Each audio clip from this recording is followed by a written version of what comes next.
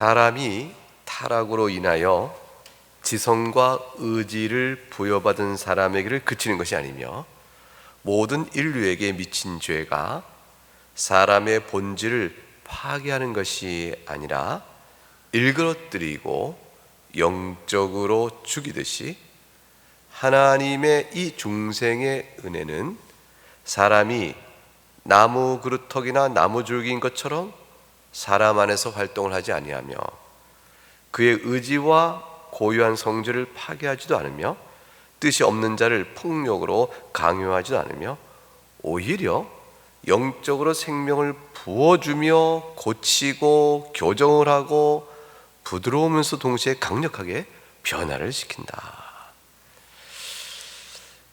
그리하여 전에는 육신의 반역과 저항이 충만히 지배하던 곳에서 이제는 성령에 대해 즉각적이며 신실한 순종이 지배적으로 나타나기 시작한다.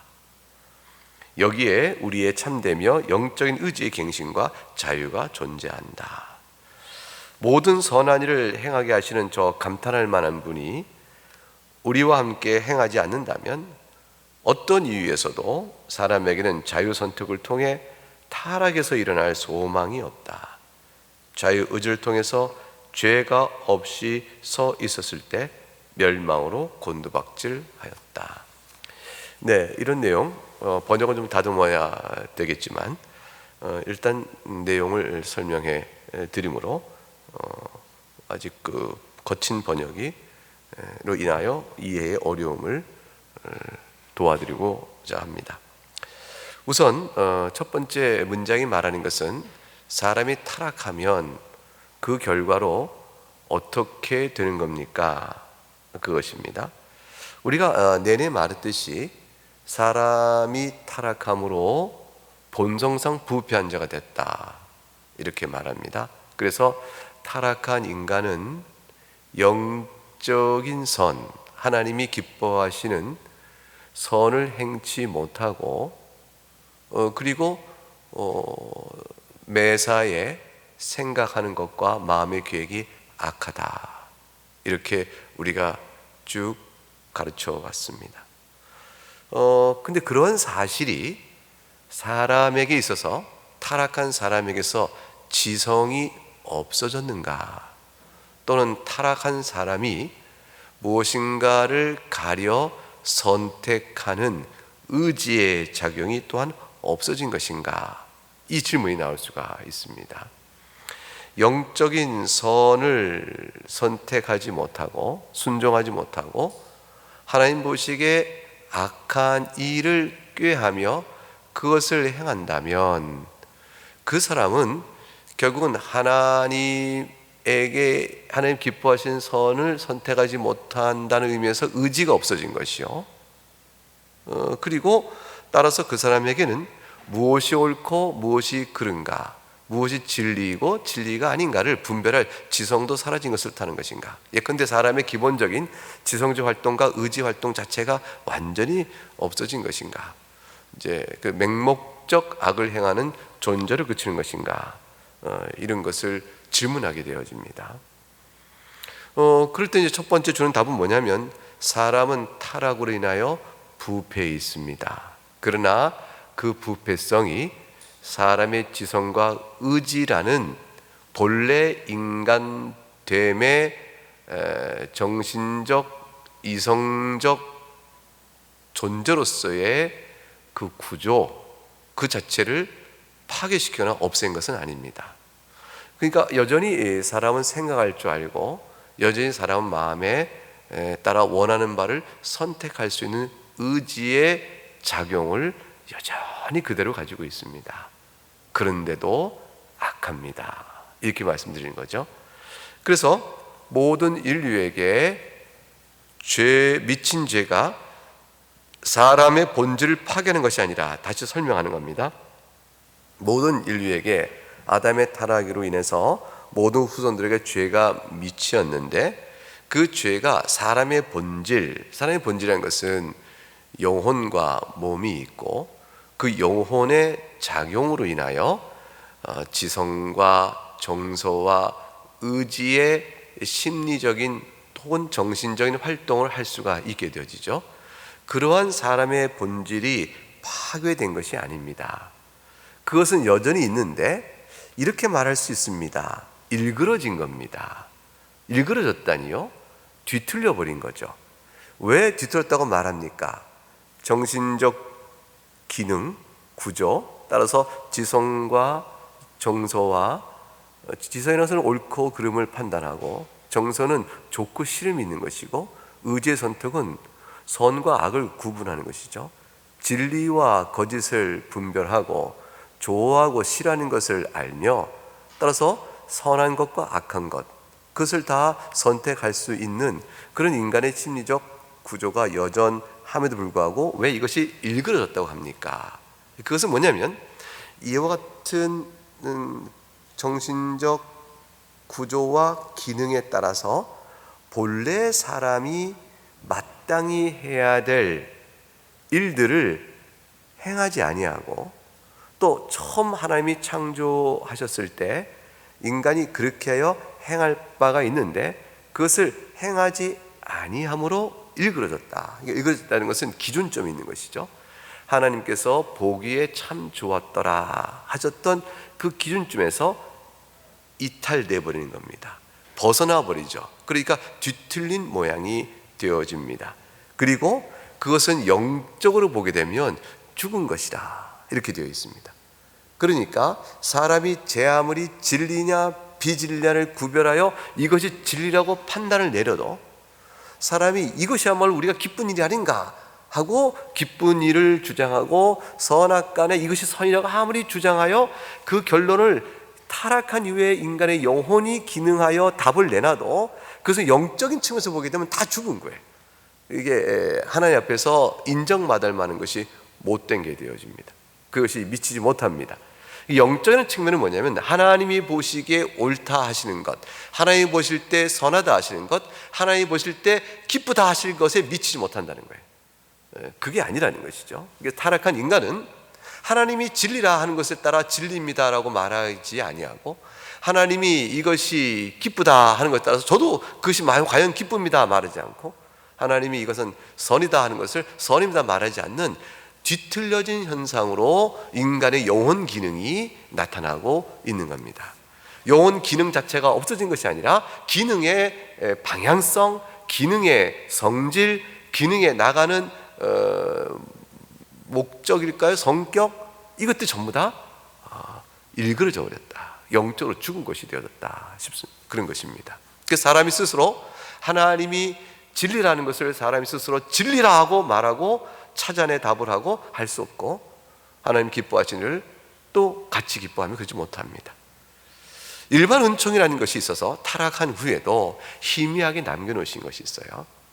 그래서 하나님이 일반적 인류에게 선을 베푸시고, 일반적 인류에게 자연적인 의미, 시민적 의미에서 진리가 뭔가를 분별하게 하시고, 그래서 그 양심에 따라 선을 선택하는 그 능력들을 일정하게 남겨놓긴 하셨습니다. 희미하나마 남겨놓으셨어요. 그것이 있어서 오늘 우리가 보는 이 세상이 이 정도 질서를 갖게 된 것입니다. 그러나 우리가 보는 이 세상 속에서 그 많은 악들은 어디서 오는 것일까요? 하나님께서 남겨준 일정한 희미하게나마 남겨두신 이러한 일반적인 은혜에도 불구하고 영적으로 선치 못하여 영적으로 진리를 거슬리고 있어서 영적으로 하나님 기쁘신 뜻에서 벗어나 있음으로 인하여 일그러져 있거든요. 그래서 이 세상에 그 많은 악들이 나타나고 있는 것입니다. 그래서 영적으로 죽이듯이, 자, 그러면 사람에게 미쳐진 죄의 세력은, 죄의 성질은 인간의 영혼 기능을 일그러뜨리고 영적으로 죽게끔 합니다. 마치 그런 것처럼 중생자에게 미치는 은혜 또한 자, 유비가 있습니다. 첫째, 사람의 영혼의 기능을 빼앗거나 또는 그것을 파괴하지 않습니다. 뭐가요? 하나님의 은혜가, 중생의 은혜 또한. 그래서 인간의 자유의 선택과 하나님이 미치는 은혜의 상관관계라는 신비한 부분을 지금 말하고 있는 겁니다. 죄의 성질이 인간의 영혼의 존재를 파괴하지 않고 다만 영혼의 기능의 방향과 성질을 뒤틀려 버리듯이 하나님의 중생케 하는 은혜 또한 인간의 자유의지와 영혼의 기능을 파괴하는 것이 아니고 영혼의 기능의 방향성과 성질을 다르게 나타나도록 어떻게 해요? 일그러뜨린 데서 올바르게, 영적 선이 불가하는 데서 영적 선을 행할 수 있는 형태로 성질을 바꿔냅니다. 그것이 중생의 은혜입니다. 중생의 은혜를 입은 자는 여전히 자신의 영혼의 기능인 지성에 따라서 이거 진리구나, 그래서 하나님이 진리라고 말씀한 것을 진리로 받게 되어지고, 중생의 입은 자는 하나님 기뻐하시는 하나님 저도 그게 참 기뻐요 라고 말할 수 있게 되어지며, 그래서 또한 중생의 은혜를 입은 자는 그래서 자신이 내가 무엇을 행하고 싶을 때 하나님이 선이다 하신 것을 선을 선택하기를 하는 일이 벌어지는 것이죠. 이게 중생의 은혜를 입은 자에게는 악을 선택했을 때는 회개가 있고, 하나님 미워하신 것을 좋아했을 때는 회개가 있고, 하나님이 진리가 아니라 하는 거짓을 진리라고 주장하는 일이 있게 되는 그런 오류와 실족함과 실수가 있게 될 때 중생자는 회개를 하게 되는 것이죠.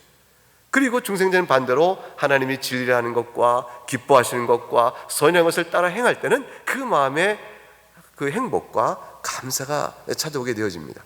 이게 중생의 은혜를 입은 자가 지성과 의지가 파괴되는 것이 아닙니다 하는 것을 말씀합니다. 그래서 그것을 빗대기 위해서 이렇게 설명했죠. 이 중생의 은혜는 사람이 나무 그루터기나 나무 줄기인 것처럼 그 가로치시면 돼요. 사람이 마치 나무 그루터기나 나무 줄기인 것처럼 만드는 것이 아닙니다. 중생의 은혜를 입으면 사람이 나무 그루터기나 나무 줄기가 되는 게 아니라, 이 말은 뭐에 빗댄 것이냐면 여전히 사람이라는 것이에요. 여전히 사람, 즉 다시 말하면 인격성과 영혼의 기능이 없는 나무 그루터기나 나무 줄기가 돼서 하나님이 중생의 은혜로 딱 미쳐서 딱 만드는 대로 조각하면 끝나잖아요. 나무는 스스로의 어떤 반응이 없이 조각하시는 분이 조각가가 이렇게 조각하는 대로 나무는 형태를 만들어지거든요. 그 자체에 아무가 없죠. 전적 수동적이죠.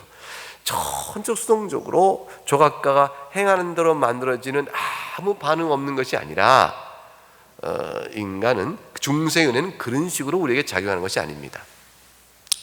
이 나무 그루터기나 나무 줄기 얘기를 왜 빗댔을까요? 이것은 이제 개혁파를 비방하는 천주교 신학자나 다른 알미니안 계통, 학론파 계통에서 개혁파의 자유의지가 잘못됐다라고 말할 때 이렇게 빗대서 얘기했습니다.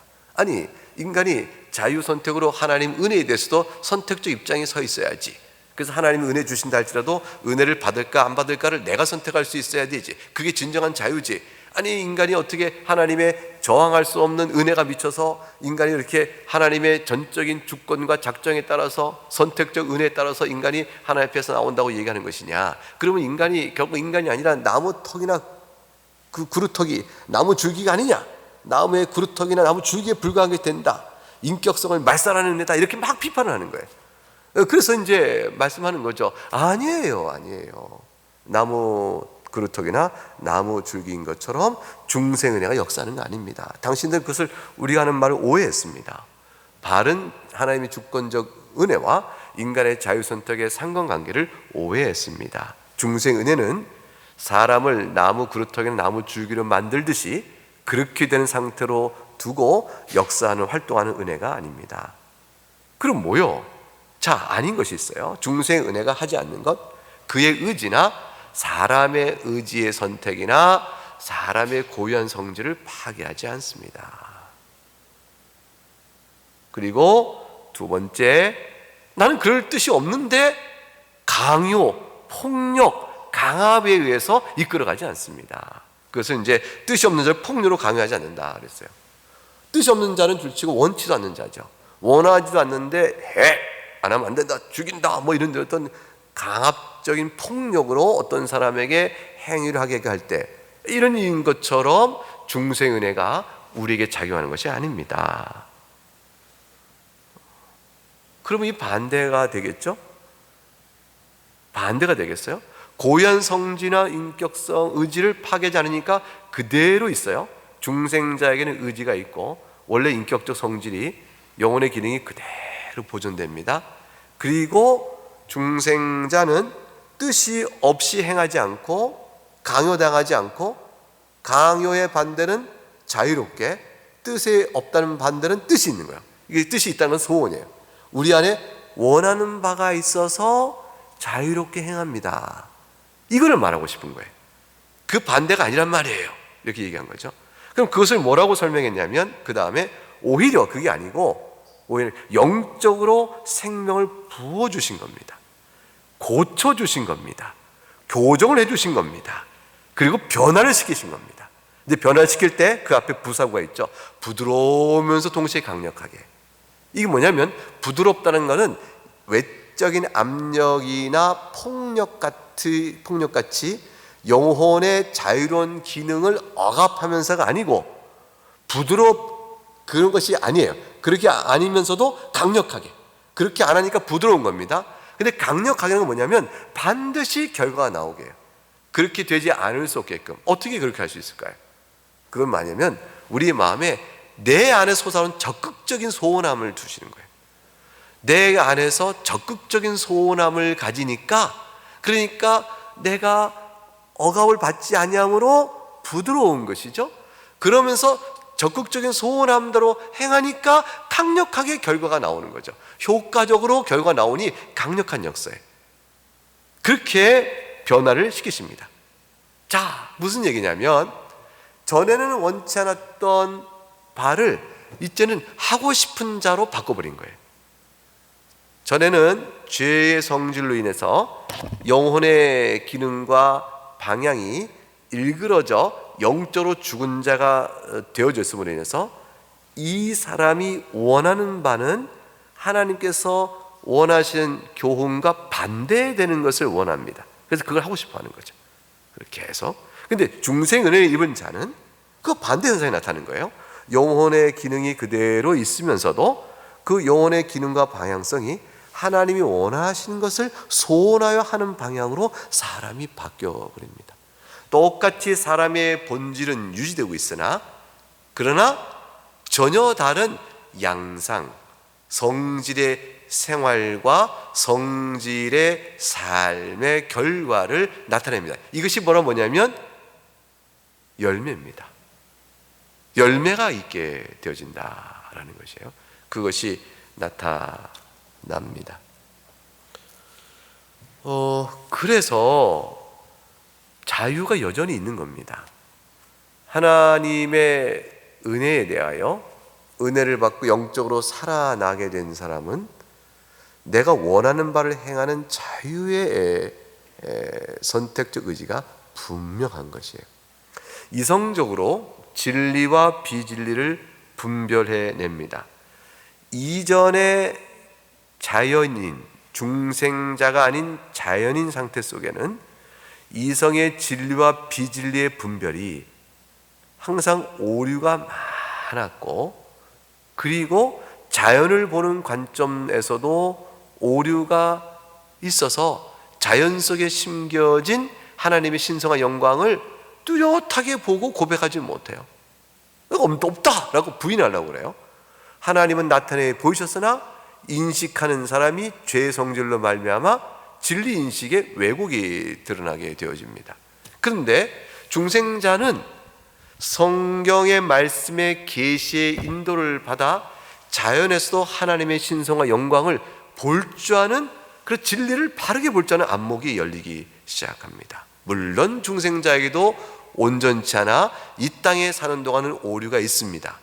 그러나 볼 것을 보는 시각이 열린다는 사실은 틀림없는 것이죠. 그것이 열려지게 되어집니다.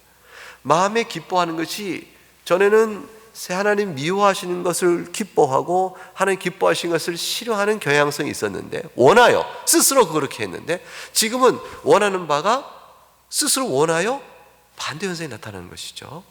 하나님 기뻐하시는 것이 내 마음의 기쁨의 원함이 되어져요. 연약하여 아직도 죄의 흔적이 있어서 중생의 은혜를 입은 자도 하나님 기뻐하지 않는 것을 좋아하여 행하는 일이 있어요. 그러나 중생자는 자기가 좋아하여 하는 일이 죄의 흔적이라는 사실과 알면서 실제로는 아파하고 고통스러워합니다.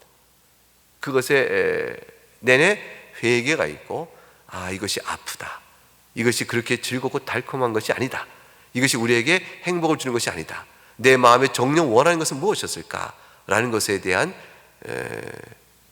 고민이 있죠. 이게 이제 회개 형태로 드러나는 것이죠. 그래서 선과 악의 내용이 분별해집니다. 자, 그러니까 사람이 선택의 지성적 작용, 정서적 선택 또는 의지 선택에 있어서의 이거냐 저거냐, 할 것이냐 말 것이냐를 기능하는 선택적 기능이 없어진 것이 아닙니다. 여전히 있지만 그런 가운데 중생자에게 나타나는 원함이, 소원함이 그가 참으로 자유로운 존재로 책임 있는 행동을 하게 하는 이유가 되어집니다. 어떤 일을 했습니다. 잘하였구나, 칭찬을 받습니다. 원하여 행한 일로 인하여 칭찬을 받는 것이죠. 네가 악하도다, 그가 원하여 행한 일로 해서 악하다, 그렇게 말합니다. 그러면 악하고 게으르고 죄진 것에 대한 것은 네가 원하여 행했으므로 죄에 대한 책임을 묻게 되지만, 우리가 원하여 행하여 하나님께 착하고 충성되다 받게 된 칭찬은 우리의 원함으로 했지만, 가만히 보면 우리 원함을 주심받은 중생의 은혜로 되어진 것이므로 내 공로를 자랑할 수가 없게 되어집니다.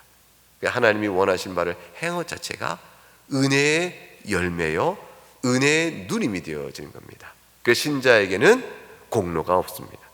죄에 대한 책임은 인간에게 있지만 신자가 누리는 경건과 하나님 앞에서 신앙의 모든 것들은 그 자신의 공로가 아니요 은혜의 누림이 되어지는 겁니다. 은혜가 내게 비춰져 내 안에 소원을 주시고 행케 하시니 그 자체가 또한 은혜예요.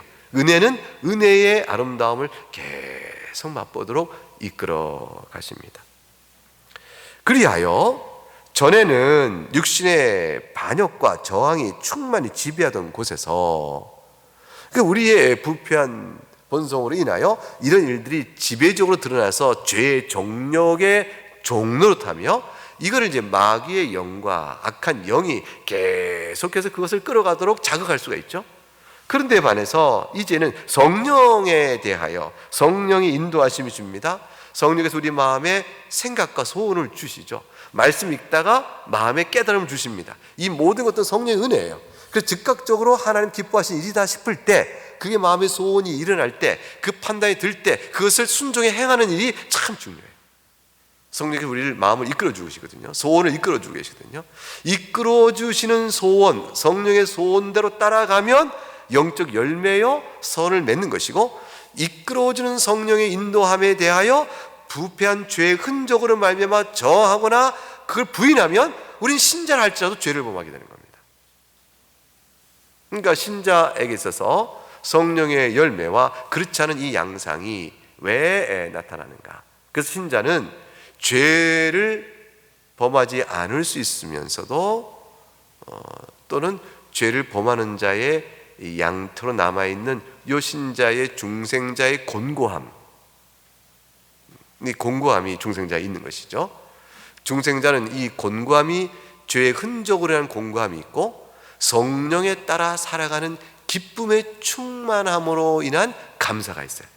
이 양면의 모습을 중생자는 다 가지고 있습니다. 그래서 이 마음 속에서 성령의 즉각 신선 준종이 지배적으로 나타나기 시작합니다. 이게 참 중요한 말이에요. 그런데 중생자가 이 상태가 5대5, 10대10, 50대50 중간 상태에 있는 것이 아니에요. 중생자가 죄의 흔적으로 인해서는 끌려가기도 하고 성령에 따라서는 또 열매를 맺는 그런 50대50의 중립의 상태로 있는 것이 아니고 성령의 지배적인 힘 안에 있어요. 그래서 중생자는 흔적으로 인하여 시달리고 공감은 있지만 결국의 최종적 승리는 회개요, 돌이킴이요, 성령의 열매를 맺는 기쁨의 감격이요, 감사요, 이 방향으로 계속 흘러가게 돼 있어요. 그래서 잠시 멈추셔, 잠시 후퇴요, 잠시 빠지기도 하지만 결국은 다 살아납니다. 그래서 근본적인 지배력은 성령 안에 있어요. 그래서 요한일서에는 신자는, 중생자는 죄를 짓지 않는다라는 말로 표현해요. 죄를 습관적으로 계속적으로 평안히 여전히 죄를 짓는 상태로 주저앉을 수 없다. 일어난다, 변한다, 회개한다, 하나님의 손에 붙들린 자로서 서간다. 이런 성령의 최종적 승리는 약속되어 있는 것이에요. 그 최종 승리가 결국은 우리에게는 회개요, 감사요, 돌이킴이요, 변화요, 은혜 가운데 살아가는 삶의 모습, 이런 것들로 드러나는 것이죠. 그래서 이것이 지배적입니다. 예수 그리스도께서 그걸 끊어버리신 거예요. 여기에 우리는 참되며 영적 의지의 갱신과 자유가 존재합니다. 영적으로 우리가 변화됐고, 이 자유는 뭐냐면 소원하는 자유예요. 그래서 우리는 영적으로 변화되어 우리 마음에 소원하여 하나님께 영광을 돌리는 참된 자유가 있으니 이것이야말로 자유예요. 왜냐하면 죄의 종노릇에서 벗어나있으니까. 하나님의 종노릇하는 것은 의의 종노릇은 자유입니다. 죄의 종노릇이요 마귀의 종노릇한 것은 자유가 아닌 자유의 억압이에요. 진정한 자유는 참된 자유 대신 하나님 뜻에 따라 행하는 것이거든요. 그래서 마음에 소원하여 하나님 원하신 바대로 행하는 중생자의 활동이 있을 때 비로소 저가 자유자가 참된 자유를 누린다라고 말할 수 있게 되어집니다. 물론 죄의 종노릇한 자가 죄를 짓는 것도 자유롭게 한 것이에요. 원하여 한 것이기 때문에 따로 책임이 주어집니다. 그러나 그 자유롭게 한 것은 질적 측면에서 보게 되면, 하나님과 관계 측면에서 보게 되면 하나님 기뻐하시는 참된 자유자의 영광이 아니에요. 그래서 우리가 볼 때는 행하는 책임과 관련된 자유는 소원에 따라 행하지만, 그 소원이 따라서 죄 짓는 것도 자유롭게 한 것이지만, 그러나 그 소원이 하나님 뜻에 합당할 때, 그걸 원하여 할 때 그것의 진정한 자유의 의미가, 목적과 방향이 이루어지는 것이죠. 왜냐하면 종노릇한 자가 아니요 하나님 앞에 서 있는 자이기 때문에 그런 것입니다. 의의 종은 참된 자유자다, 이렇게 말할 수가 있는 겁니다. 그래서 모든 선한 일을 행하게 하시는 저 감탄, 탐복할 만한 분 누구실까요? 성령 하나님이시죠. 우리 안에 선한 일을 행하게 하시는 것을 성화라고 하는 거죠. 우리에게 성화의 길로 이끌어 가시는 저 탐복할 만한, 그 찬송받기에 합당한, 감탄할 만한 분, 곧 성령께서 우리와 함께 행하지 않는다면 사람은 어떤 이유를 대서라도 자유 선택을 통해서 스스로의 자유 선택, 스스로 원하는 바죠. 자유 선택은 뭐냐면 인간이 스스로 원하는 바를 따라서 그렇게 풀이가 되어집니다. 성령께서 함께 행하지 아니하면 인간은 어떤 이유에서도 스스로 원하는 바를 따라 행하는 선택, 곧 자유 선택을 통해서 타락한 상태에서 일어날 소망이 전혀 없습니다. 불가능합니다. 왜냐하면 우리는 과거를 살아보자는 거죠. 자유의지를 통해서 인간은 죄가 없이 서 있었던 창조 때에도 멸망으로 곤두박질한 존재입니다. 하물며 타락한 상태에서는 얼마나 더욱더 그러하겠습니까? 그러므로 부패한 인간에게는 어떠한 스스로 일어날 수 있는 소망은 없사오매 오직 그리스도 안에서 택함 받아 성령으로 중생케 된 자에게만 구원의 소망이 있는 것입니다. 이것은 하나님의 주권적 은혜와 인간의 자유 선택에 관한 신비로운 부분을 목회적 측면에서 이렇게 우리에게 가르쳐 주었습니다. 왜 목회적 측면이냐면, 그러므로 여러분 마음 안에 역사하신 성령의 음성과 인도하심에 따라 순종하기에 힘쓰십시오. 그것이 여러분의 선택이 되기를 즐거워하십시오. 여러분이 그 선택에 거슬리를 원하는 죄의 흔적에 굴복지 마시고, 여러분은 죄의 종으로부터 자유케 된 자라는 사실 깨달으시고 성령의 지배력 앞에 따라가는 그런 자로서 참된 영적 자유요 영적 생명력을 누리시기를 바랍니다. 이렇게 교훈할 수가 있게 되어진 것이죠. 네, 오늘은 여기까지 공부하겠습니다.